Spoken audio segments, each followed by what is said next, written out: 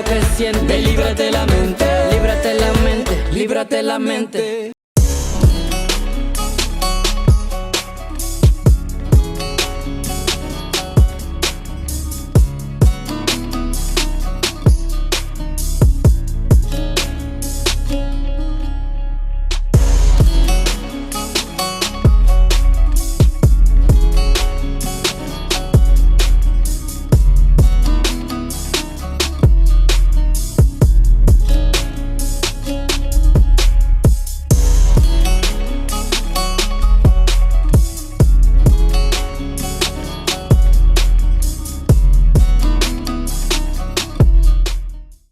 Salam alaikum et bonjour à tous. Donc on se retrouve aujourd'hui au bord de la mer avec une vue directe sur l'un des 3 ponts qui relient les 2 rives, la rive européenne et la rive asiatique d'Istanbul. Là je me trouve en face d'une mosquée, une mosquée qui est vraiment l'une des plus jolies que vous allez trouver dans la ville, la mosquée Ortaköy. Et dans un second temps, on va vous emmener dans une autre mosquée qui elle aussi est tout aussi jolie. C'est la mosquée Hamidiye qui est vraiment pas très loin, qui se trouve à côté du palais de Abdülhamid. Yar öldür beni beni beni öldür. Öldür beni beni beni öldür. Beni beni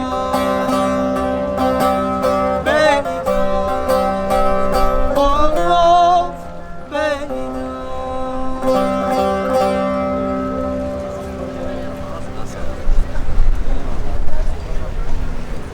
Salam alaikum mes frères, mes sœurs, on est devant la mosquée Ortaköy et comme vous pouvez le voir, elle a une architecture vraiment différente de ce qu'on a vu jusqu'à aujourd'hui, à savoir l'architecture traditionnelle et classique ottomane. Là on est déjà au 19e siècle et on entre dans une phase où la France domine le monde et d'un point de vue de la culture, d'un point de vue des sciences, et cela se reflète dans le monde entier, en Russie, dans d'autres pays, mais aussi dans l'Empire ottoman, où les architectes s'inspirent du baroque français, européen de manière générale, mais français particulièrement, pour créer de nouvelles formes architecturales.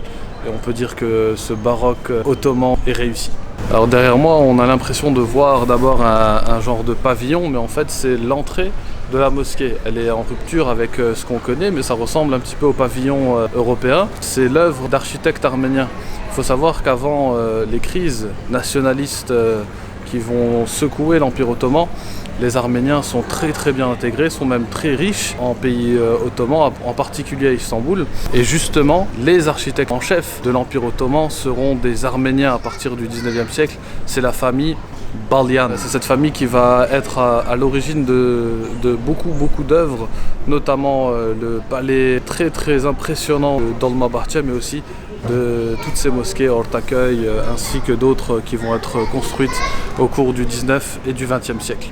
Ils sont même appelés à juste titre Millet-i Sadıka, c'est-à-dire le peuple fidèle. Ils ne se rebelleront que très tard, et ce qui justement entraînera une répression de l'Empire ottoman, mais qui sera déjà aux mains de groupes nationalistes, à savoir le comité Union et Progrès, Ittihat ve Terakki. L'Empire ottoman n'est que l'ombre d'elle-même à ce moment-là.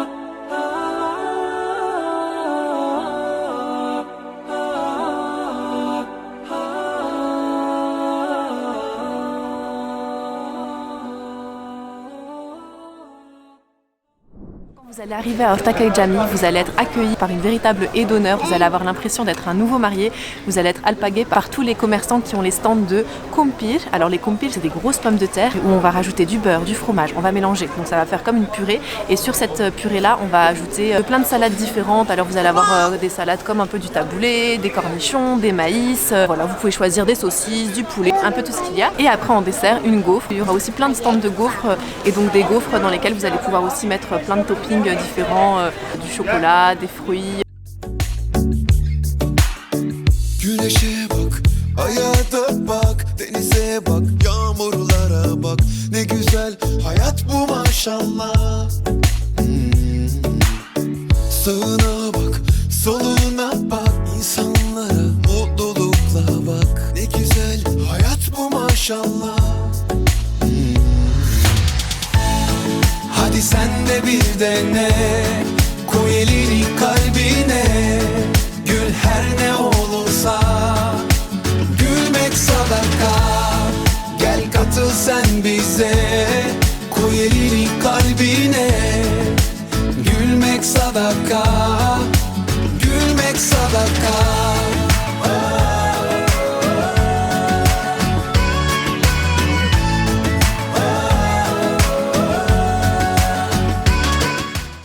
Alors là, on se retrouve devant le deuxième lieu qu'on avait l'intention de visiter aujourd'hui, donc qui est juste derrière moi. C'est la mosquée Hamidiye. Donc en fait, cette mosquée, elle a été bâtie à côté du palais Yildiz. Donc le palais Yildiz qui est là, voilà, on le voit ici. Donc en fait, c'est le palais du sultan Abdulhamid II. Et donc du coup, juste à côté de son palais, il a fait édifier cette mosquée à l'architecture vraiment particulière. Et un peu plus bas, il a fait édifier un tekke. Donc en fait, il faut savoir que le sultan Abdulhamid II était un fervent soufi. Et les tekkes sont des lieux de rencontre des confréries soufis dans lesquels le shir soufi va prodiguer ses cours, dans lesquels les groupes soufis vont faire leur veillée spirituelle, leurs prières et tout ça. Alors du coup, on va aller visiter cette mosquée, puis après on ira voir aussi ce lieu, donc ce tekke. Et là, on s'est juste arrêté un petit peu pour profiter du soleil et de la vue, parce que là, on a une jolie vue sur la mer qui est derrière moi. C'est un très joli parc en face de la mosquée Hamidiye.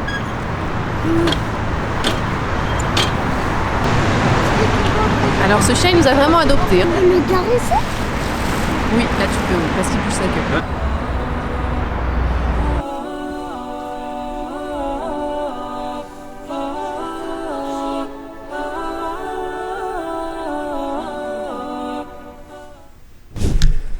Alors j'ai cru que je rentrais dans le château de Versailles, mais non. On voit ici justement un type de mosquée, un petit peu comme la mosquée à Ortaköy, où en fait il y a une volonté de s'inspirer un petit peu du style qu'il y a en Europe, et qui sont très très jolis, puis très raffinés aussi. Donc on va le voir, il y en a plusieurs à Istanbul finalement qui sont un petit peu dans ce style-là.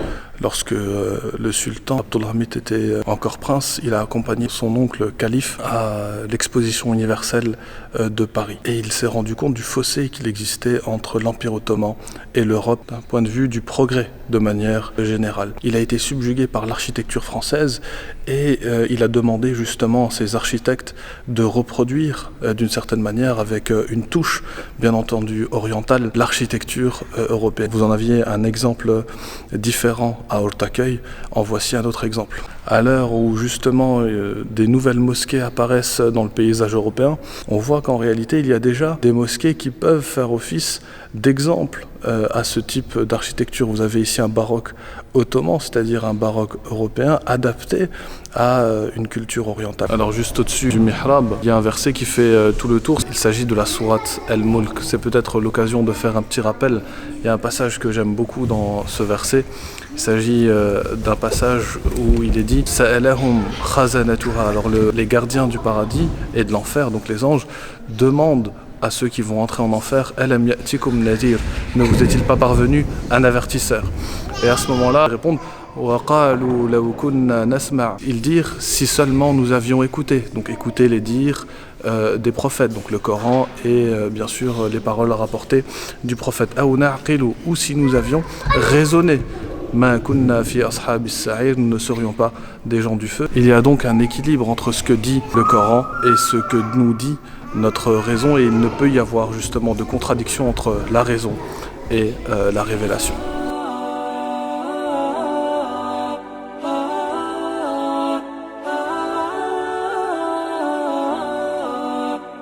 Alors l'imam a eu l'amabilité de nous ouvrir aussi la suite sultanienne, si j'ose dire, l'endroit où le sultan vient prendre ses ablutions, prier. Là c'était son bureau. Et là vous avez juste à côté la salle de bain destinée au sultan avec des toilettes. Alors là vous avez l'impression de voir des toilettes à la française, mais en fait en dessous de la vitre on a gardé les toilettes originales avec un lavabo dans lequel le sultan venait prendre ses ablutions.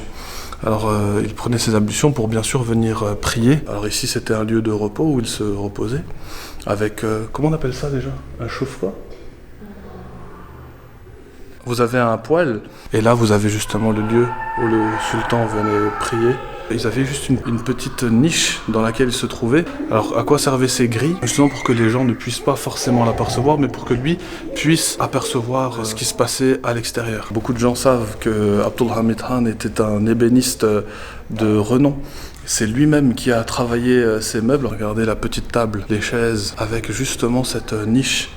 Vraiment, c'est absolument magnifique. D'habitude, c'est des grilles qui étaient en ferraille. Ici, étant donné l'attrait du sultan pour le bois, eh bien, cette niche a été fabriquée en bois. C'est le seul endroit où vous pouvez voir ça. Regardez juste la manière dont le bois a été travaillé. On dit que c'était l'un des meilleurs ébénistes de son époque.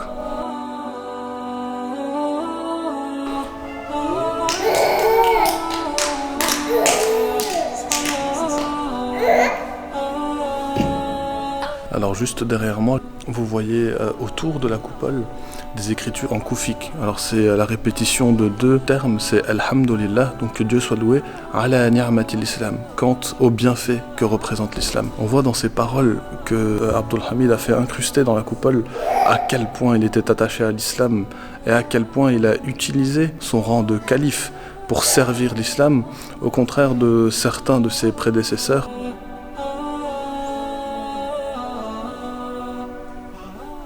En sortant de la mosquée, vous allez voir une tour avec une horloge. C'est l'œuvre, encore une fois, d'Abdul Hamid. Il tenait vraiment à ce que les musulmans aient une conscience du temps. Et en cela, il s'est inspiré justement d'une des bonnes choses que l'on retrouve en Occident. Mais le comble dans cette histoire, c'est que l'horloge n'est pas à l'heure.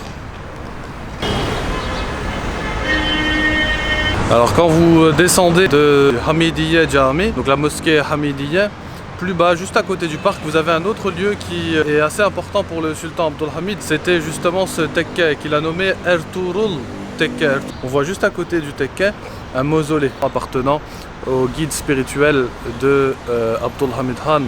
Il s'agit de Cheikh Zafir El-Medani, qui était donc un membre de la confrérie Chaziliya. Abdul Hamid Khan va être très impressionné par sa rencontre avec le Cheikh Zafir et il va lui demander de le rejoindre au palais Yıldız, devant laquelle justement il va faire construire ce lieu dans lequel il va professer son enseignement. Alors là, on est justement dans l'étage du haut, et c'est à partir de là que le sultan venait et participait à l'abri des regards à la séance de zikr. Alors c'est vrai que quand on entend soufisme, on a été amené à penser à quelque chose de négatif. Bon, or, il y a dans le soufisme quelque chose d'essentiel que l'islam professe également, c'est l'éducation de l'âme. Et justement, les efforts que fournissent les confréries étaient généralement dirigés vers cet objectif. Il y a une deuxième chose que l'on retrouve de manière commune chez quasiment toutes les confréries, c'est ce qu'on appelle zikr. C'est une séance où on va prononcer certaines formules en groupe et à haute voix. Et c'est pour ça que le bâtiment est de forme circulaire, pour que chacun puisse s'asseoir et former un cercle et va prononcer justement les formules que le guide spirituel va prononcer. Et ces séances-là vont prendre des formes assez spéciales jusqu'à même la transe. Et c'est ça qui est vraiment problématique dans ces séances-là, c'est que les gens, ils vont plutôt vouloir rechercher cette transe plutôt que rechercher le rappel de Dieu. C'est-à-dire quand on dit la ilaha illallah, on doit se rappeler qu'il n'y a nulle divinité sinon Dieu. Plutôt que ça, les gens vont dire la ilaha illallah et rechercher justement cette transe. Je vous mets quelques images des excès que ce type de séances produisent. Mais de là à vouloir discréditer toutes ces formes-là, je pense qu'il y a un pas qu'il ne faut pas franchir, parce que quand on voit, nous, la situation des musulmans en France, je pense que justement cette notion d'éducation de l'âme font cruellement défaut aux musulmans de l'Europe. Alors pour le déjeuner, on a décidé de tester un plat qui est un petit peu à la mode en ce moment, c'est les ribs. C'est un barbecue à la texane, donc c'est de la viande qui cuit très longtemps. On s'est laissé tenter parce qu'il y en avait un pas loin de là où on était. Alors moi je l'ai pris sous forme de hamburger comme ça, donc il y a la viande à l'intérieur. Ça a l'air trop bon, et Albert il l'a pris sous forme de viande comme ça. Et comme les restaurants sont toujours fermés à Istanbul, on est venu profiter de la vue.